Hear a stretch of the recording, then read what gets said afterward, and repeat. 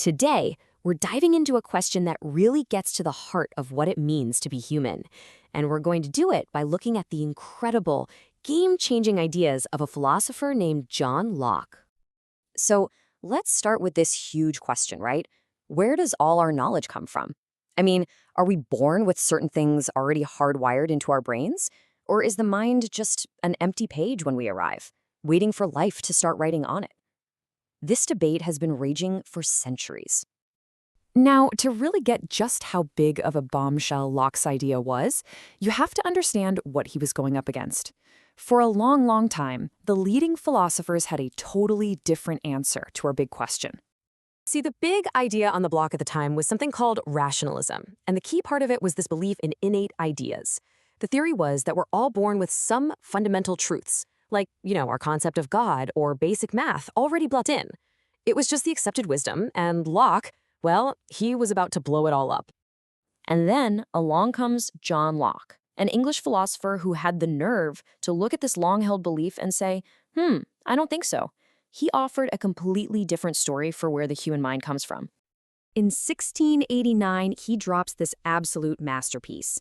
And an essay concerning human understanding wasn't just another philosophy book.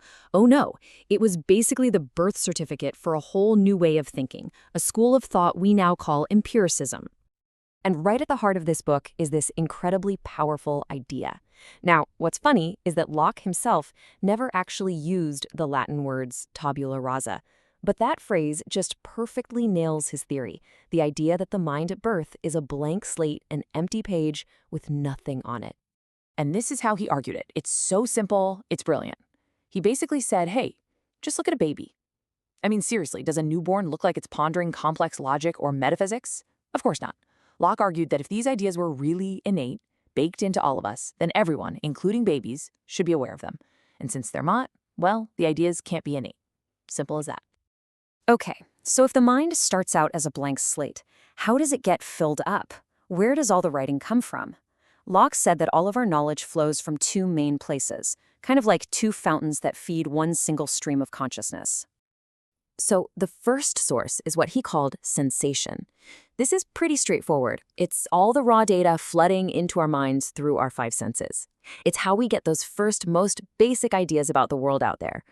Seeing that the sun is yellow, feeling that a fire is hot, or tasting that sugar is sweet. The second source is reflection, and this one is all internal. It's the mind basically looking at itself and noticing what it's doing. Things like perceiving, thinking, doubting, reasoning. This is how we get ideas about our own minds. It's not just seeing the color red, it's the moment you realize you are thinking about the color red. It's that inner world. So how do we get from these simple little data points like hot or yellow to our incredibly complex thoughts about the universe?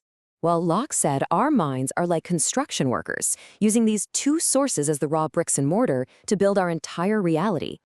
Think about it like this. Through sensation, you get the simple idea of redness, and you get another simple idea of sweetness. Then your mind, through reflection, takes these separate, simple ideas and mashes them together to create a complex idea, a strawberry. According to Locke, every single complex thought we have is just a combination of these simple building blocks we get from experience. Locke also made this really fascinating distinction. He said objects have what he called primary qualities. These are things that are actually in the object, like its size or its shape. A strawberry has a certain size whether you're there to see it or not. But then it has secondary qualities, things like its color or its taste.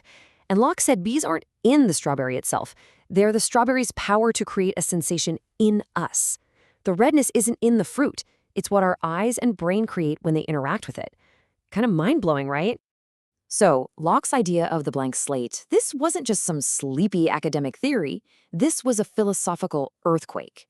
And the aftershocks from it started a debate that would shape how we think about ourselves for centuries to come.